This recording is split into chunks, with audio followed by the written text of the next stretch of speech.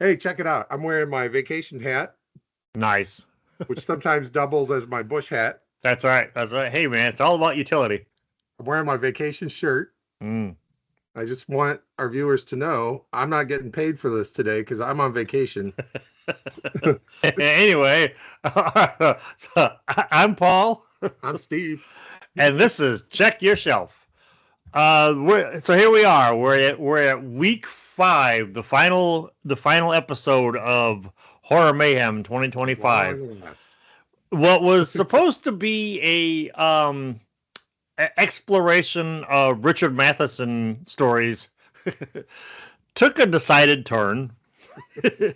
When I was putting together the list of the stories that I wanted you to check out, I just kept discovering things and discovering things, and the final nail in the coffin was when I discovered In Amundsen's Tent, which is a story I'd never heard of by was it John Martin Leahy. I went ahead and bit the bullet and found a book on Amazon. Oh, wow. This is I don't normally like to buy books from Amazon. I'm just throwing that out there. But this is Draconda and Others, which is basically pretty much all the stuff this guy wrote that was in Weird Tales. He didn't write a lot, but one of the things he did write was 1928's In Amundsen's Tent, which is one more installation in our South Pole exploration of horror. Yes. And I just have to say, just a little, what I didn't realize, it's, it, I, we're going to get into the story, but I didn't Yeah. realize it predated Mountains of Madness Yeah. In until, fact, until like literally like 15 minutes ago.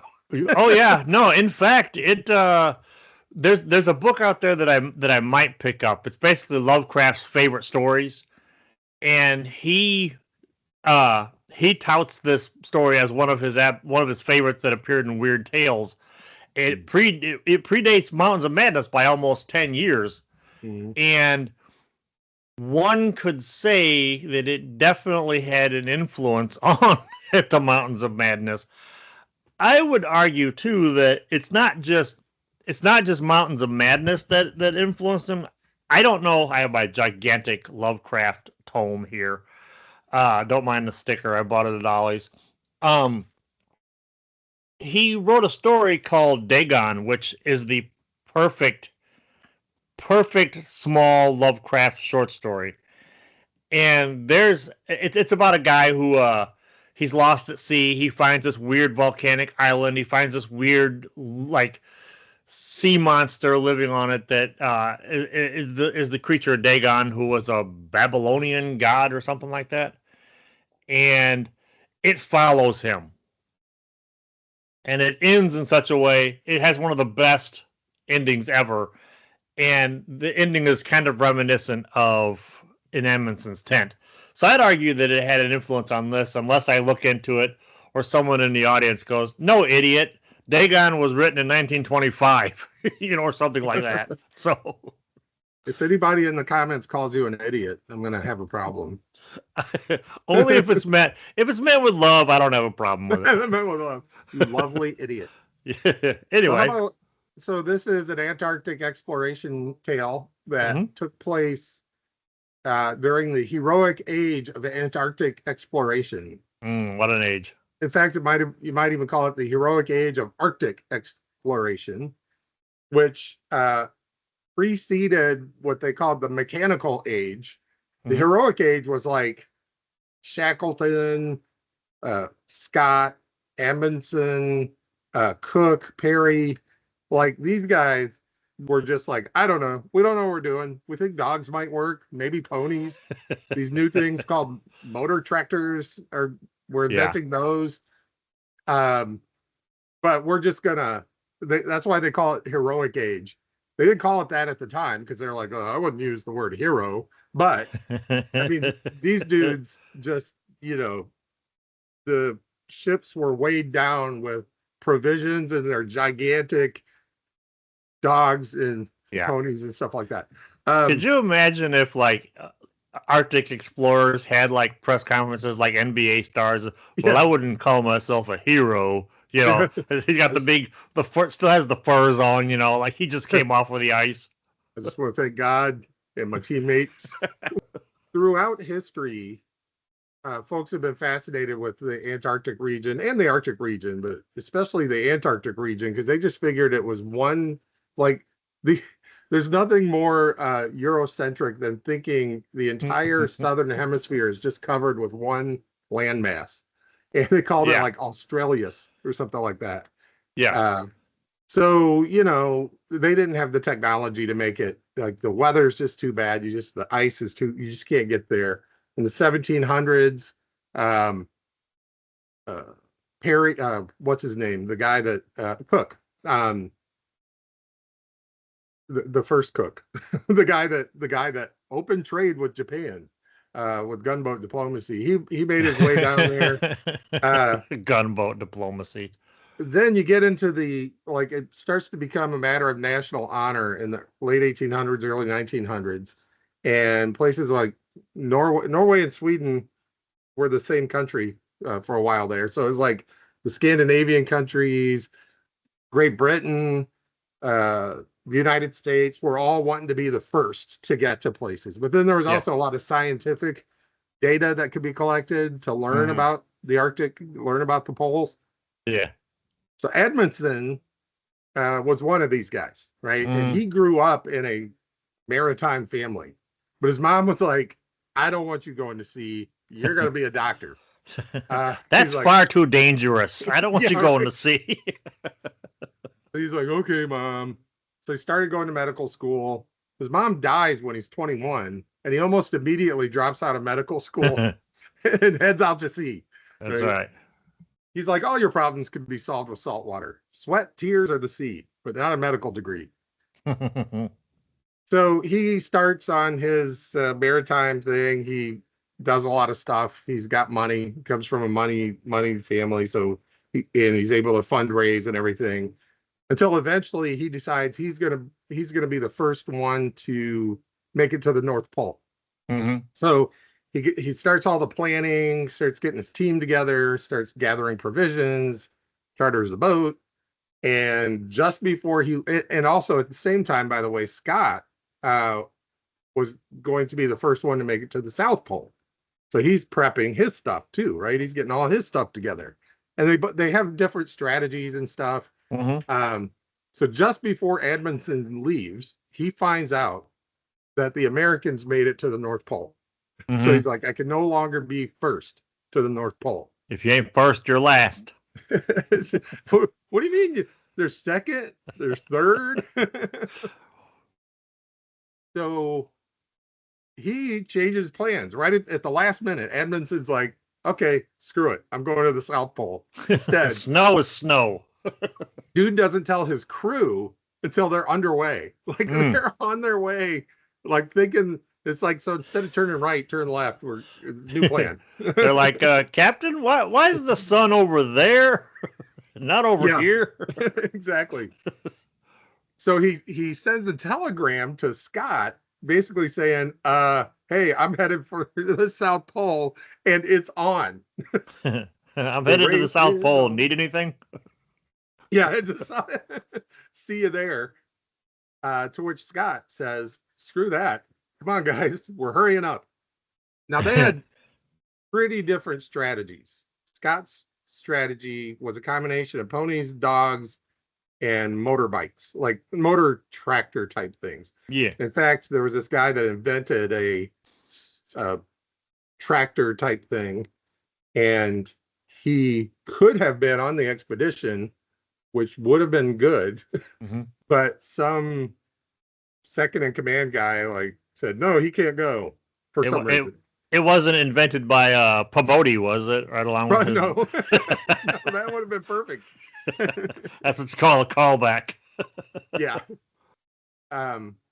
Whereas Amundsen relied almost entirely on dogs and planned to not even use all the dogs for the entire journey. They planned on killing some of them and eating them on the way there and on the way back. which lightens your load for stuff you have to haul with you, and it's also fewer dogs that have to eat, and you get to have dog. Dogs got personality. Yeah. His personality goes a long way. It does. It does.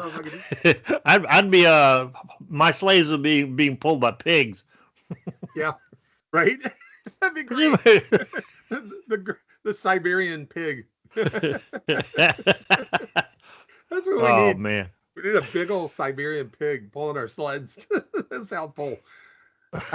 So they both first of all, Amundsen's a little closer when he starts because he picks a different spot to start, and he has dogs, which, as it turns out, are better than what Scott had. The other thing with Scott is there was some disorganization, miscommunication about where they were supposed to meet them on the way back, and the motorbikes. They dropped one of them through the ice, and it sank to the bottom of the ocean.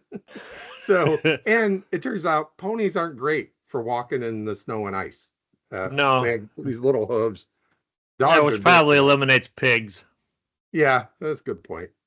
Cows, maybe? No. Just develop a taste for dog, I guess. Yeah. So Scott makes it to the South Pole, but there's a tent there with a letter inside the tent that basically says Amundsen was here. It's like the old Kilroy was here. It's like Amundsen was here, and put the date and the time, and Scott was like, cute.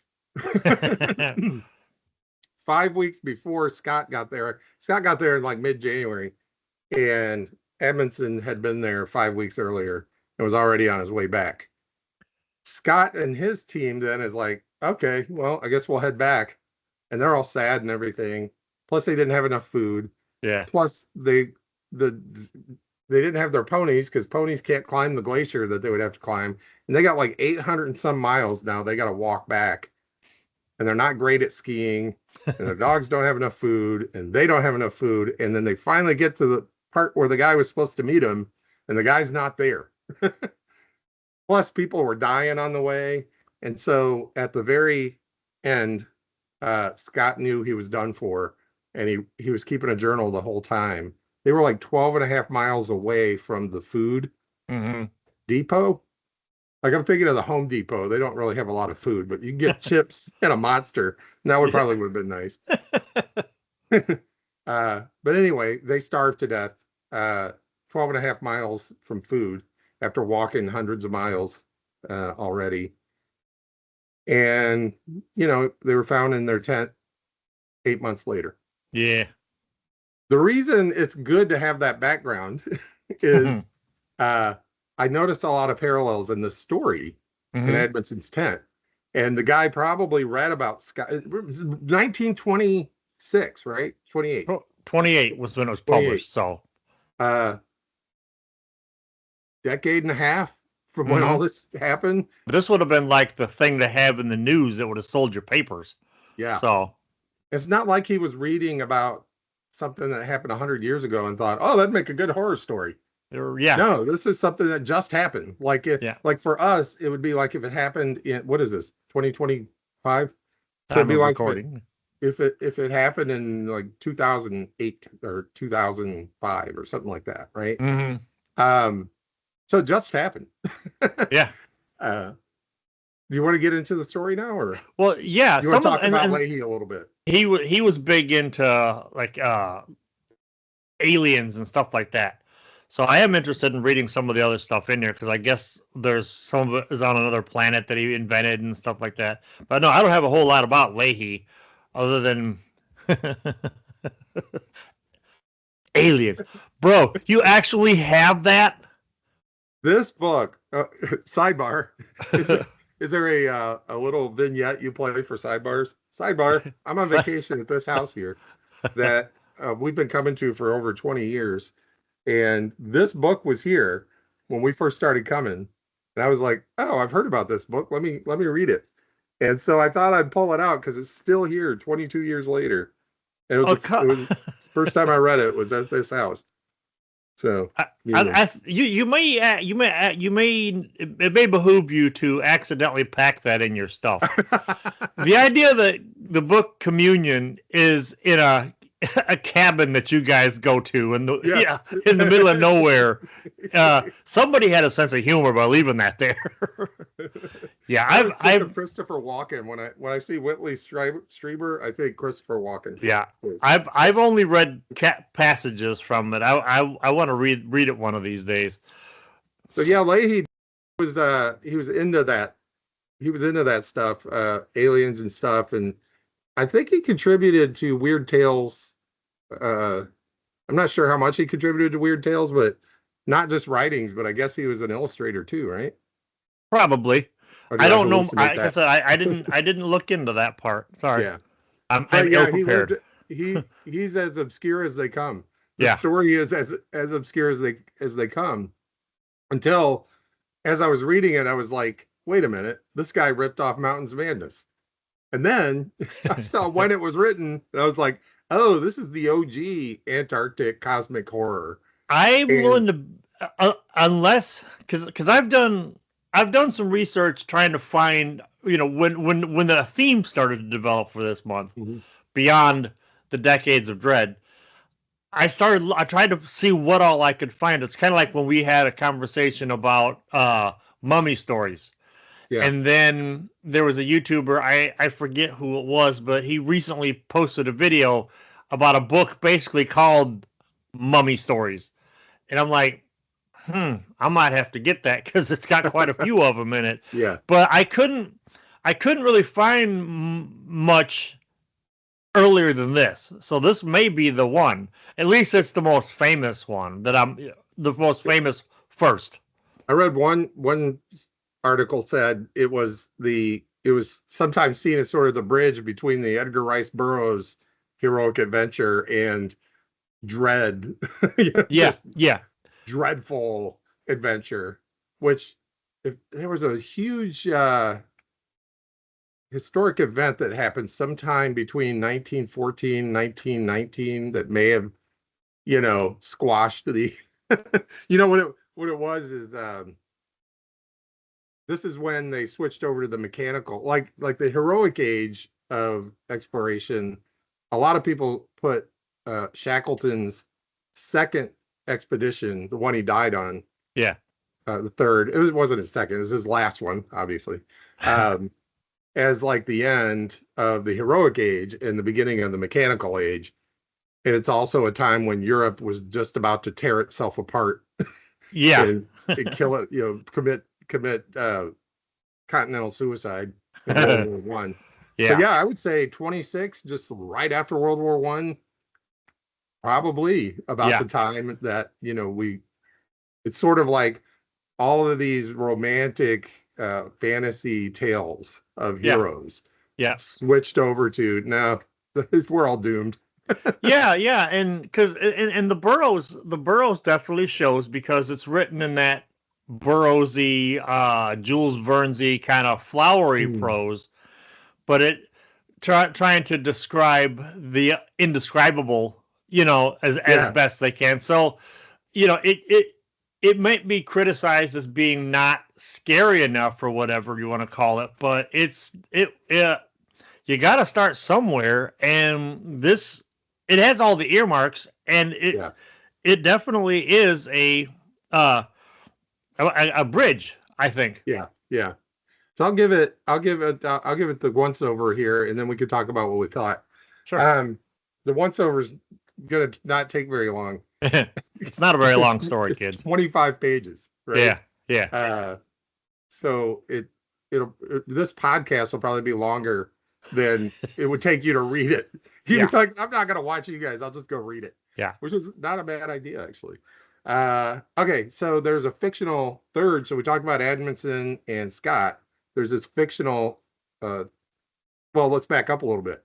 There's another expedition that's going out there to kind of do their own trek across Antarctica, and they know about the Scott and Amundsen expeditions. They also know about a fictional third expedition Yeah. I forget Sutherland and somebody. Yeah, yeah. There's so many names in such a small Yeah. story. Yes. But this Sutherland expedition was a third one that was in the race, right? Hmm. Trying to get there first. And they knew that they had been beaten by Amundsen. They knew they had been beaten by Scott, but they were going along anyway, right? Hmm. They see Amundsen's tent and they discover these writings or whatever. So they're Yeah. like, we got to get out. They saw Amundsen's letter. It was like, Yeah. I got here first. Aha. And they're like, but something's not right. So they Hmm. hightailed it out of there. Some weird cosmic, gloomy, doomy stuff happens. They're like, too bad nice around here. Yeah, too bad we can't stay. So they hightail it out of there. Again, just like the Scott expedition, finds the letter, gets sad, decides to leave, right? So while they're leaving, they discover another tent that's like way off the beaten path. They're like, wait a minute, they shouldn't have gone that way. They go to that tent and look inside, and there's a severed head. In fact, I think I might have the details wrong on that. But anyway, it gets confusing because there's this expedition that finds a severed head. And then next to the severed head is a manuscript, a journal. Yeah. And most of the story is basically just the journal, word for word. So it is a lot of story in such a small story. Yeah. What we're hearing about is the story of this third expedition, not the guys that found the thing.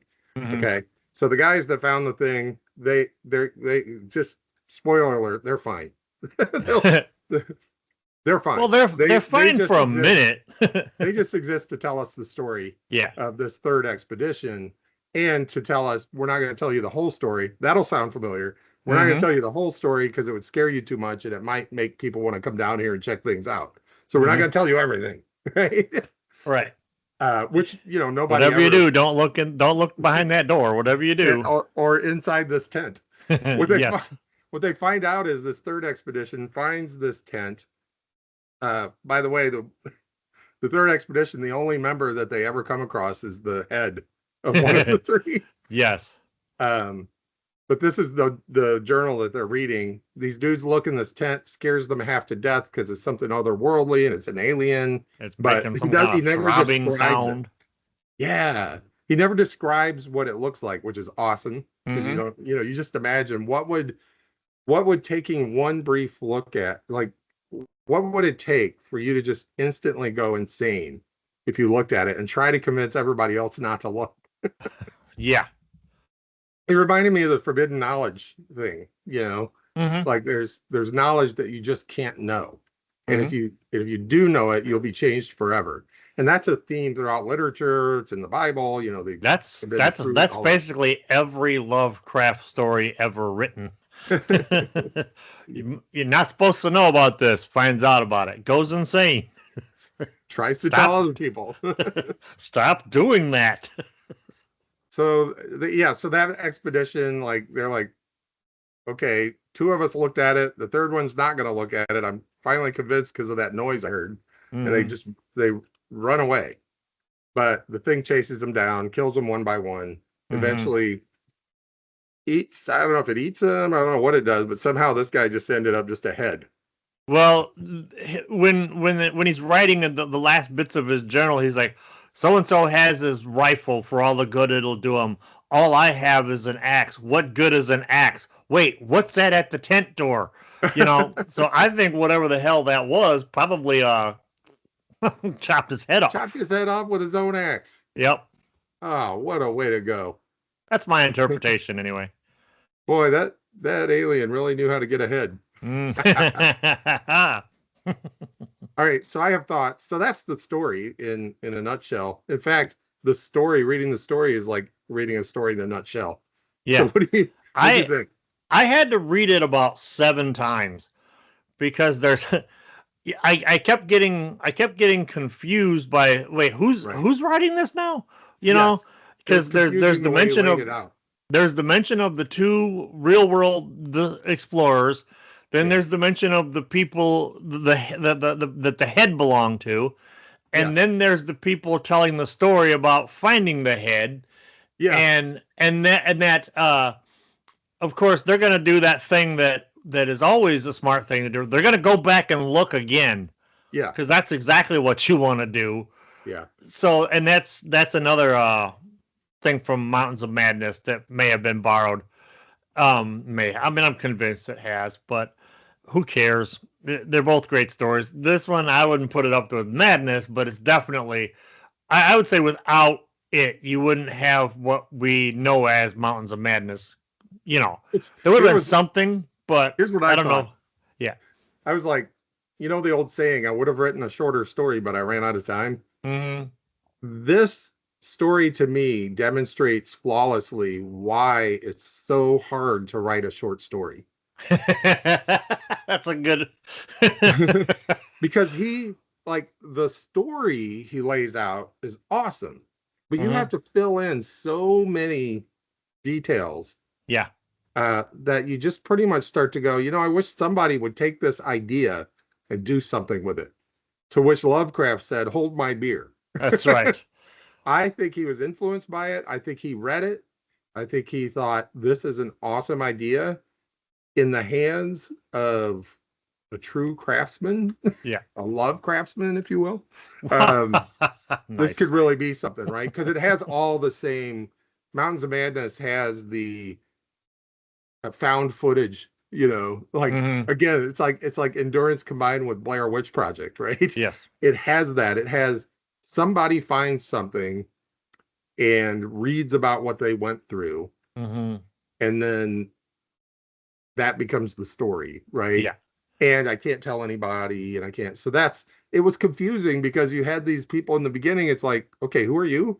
Yeah. Yeah. And then there's this third expedition, and you go, was there a third expedition? I had to look that up. I was like, no, there wasn't. It was just the two. I Googled it too, just to make sure.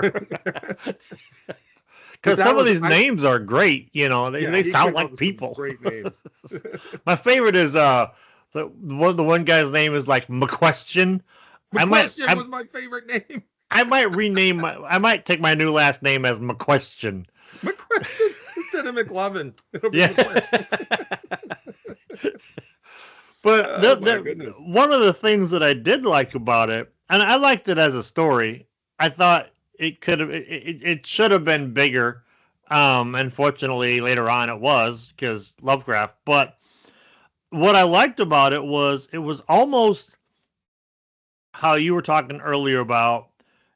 There was a tonal shift from the romantic adventure to the industrial doom adventure, and you can tell that the guy writing it is from the first camp, and he's been exposed to the second camp and doesn't know how to describe it in his own his environment or whatever, his world he can't put it into proper words. That's why he keeps not describing it, you know. Yeah.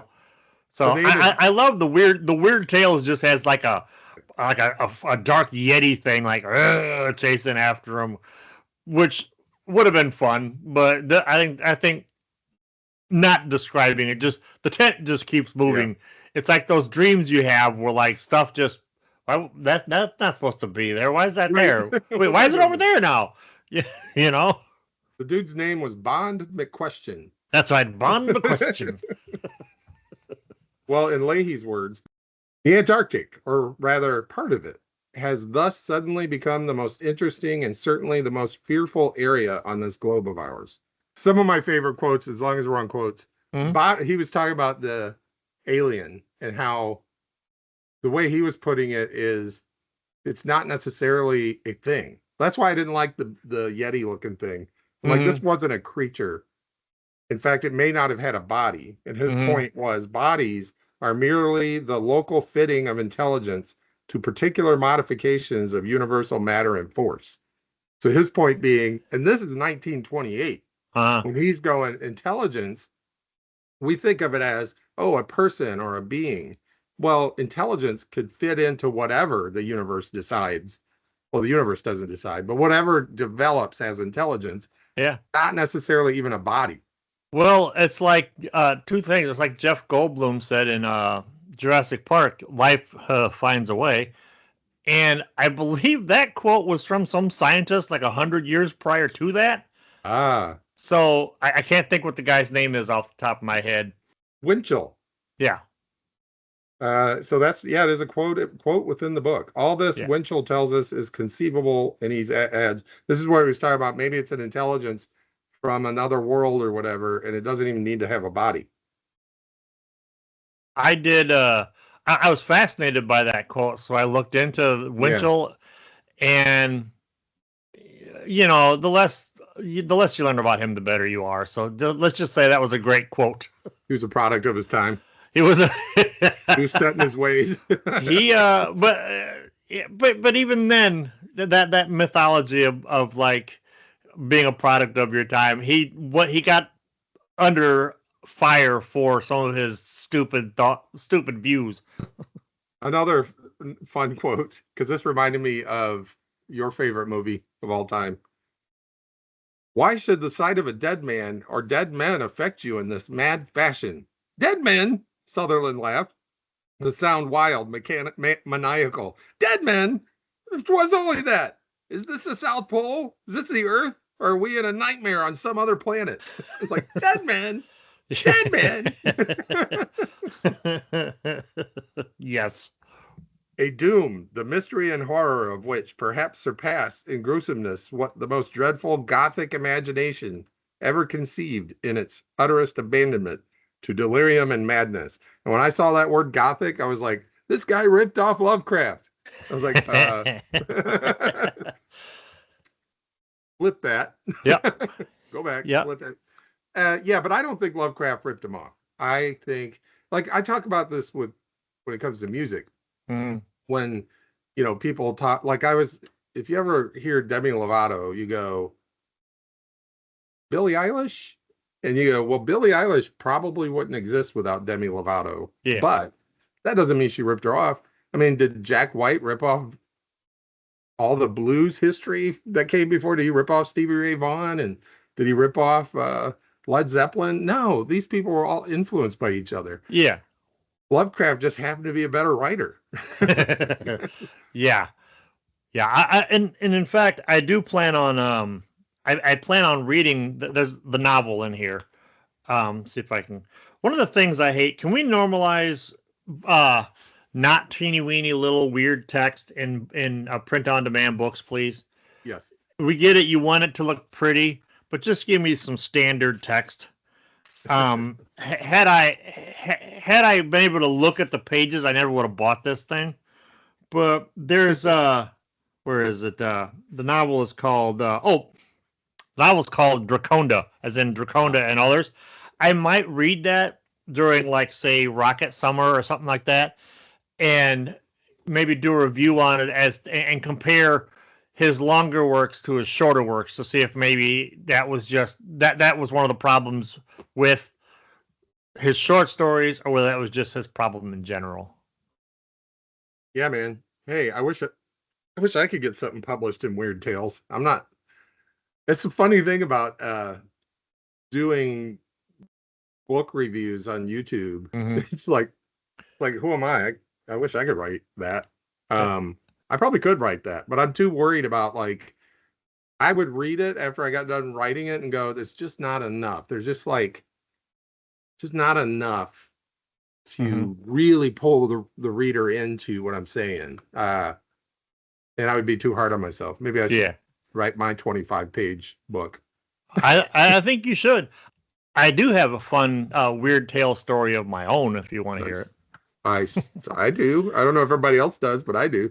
At one point, Weird Tales was called something else, and eventually they got around to they took the title back. And this was in the 90s, and I was writing, like, short stories. Like, I would write a short story a month and submit it to Weird Tales because I wanted to be in Weird Tales.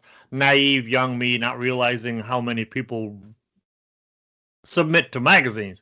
And that was back when there were still a few, fiction magazines. So I would write a story a month. Now the thing about Weird Tales is, and they no longer, by the way, they no longer accept submissions. They're booked up, and they're an e-magazine now, I believe. But the crazy thing about them is if you sent that in, you would get a response within 2 weeks. They must have had a stable of people that just read the first couple lines and throw it out. But not only would you get your manuscript back if you got rejected, you would get a letter explaining why. That's insane. Yeah. Because the amount of stuff they would get had to have been astronomical. Well, I did it for about a year. I'd write a story, send it in, write a story, send it in. And about halfway through writing the next story, I'd get the rejection letter. And I would take what they said and, apply it to my next writing, because if one was like, one story was like, it took too long to get to where it needed to go. You needed some kind of foreshadowing. So I made sure in the next story I had some foreshadowing.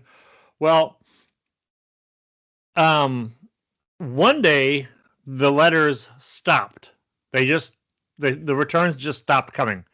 So I'm like, all right, well, I guess that's it then. So I stopped. Now, smash cut about 8 months later, and I still have these letters. I probably should have prepped for this and got them out.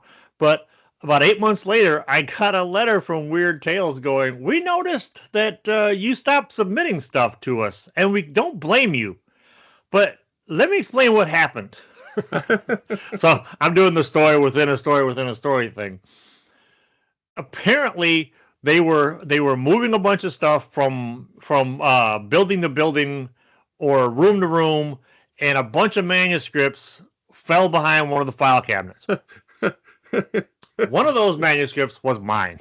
Wow. So, and that manuscript, that was the one. it was Prey, the one we did the radio play of. Yeah. Nice. So I one of these days I'm going to figure out what to do with those audio plays. But no, I was like, you know what? By then I'd moved on to other things, and I was like, but the fact that not only did they respond within 2 weeks, like I got a response for, sorry, we lost your manuscript. That's amazing. That's a very humanizing story. Yeah, now they're unapproachable, and I don't blame them because there's not much out there, But even in the 90s, there was numerous all the big sci-fi horror magazines from the pulp era still existed, along with the mystery magazines and stuff like that. But they're pretty much gone now. Clarkesworld still exists. I started getting it on my Kindle, and once in a while I'll pick up another version of Clarkesworld. But anyway. All right, then. So before we wrap this one up, on a scale of 4 and 3 and 2 and 1, how do you rate In Amundsen's Tent? I'll give it a 2. Just because it was, I guess I don't have to give a lot of reasons. It wasn't bad, but it was like just not enough. And I'm glad, but I am glad he wrote it, because I'm glad Lovecraft got a hold of it and gave it the Lovecraft treatment. Right. Historically, for historical significance, I would have given it a 3, but a 2. But and that's not to dissuade anybody from reading it, because it's a curiosity, one would say. You raise a good point. It'd be like if we found the original Model T car. You're like, how do you rate this car? It's like, this car sucks. It barely runs, goes like 10 miles an hour. You're like, yeah, but other cars wouldn't exist if it were. So anyway, maybe a 2.5. Yeah. For that reason. All right, folks. Well, that'll wrap up Horror Mayhem 2025. Next month, we're just gonna get back to our random lunacy for a while. I'm thinking about maybe doing a week or two of Rocket Summer during, I think it's July, and I'm also thinking about Sumerian September, which is something that I'm going to get Steve involved in, because I tried to get him to read. I tried him to get him to read Conan back when he was reading Lord of the Rings, and he was unimpressed. So we'll see. We'll see how that goes. But any parting thoughts? Sumerians. I'm just like going through my head like Sumerian. Is that like sandals and Witchcraft. Sword and Sandals. Sword and Sandals. Got it. Basically, All right. Robert E. You're going to be reading some Robert E. Howard. All right. Well, I'm Paul. I'm Steve. And the next time you're looking for something to read, Check your shelf.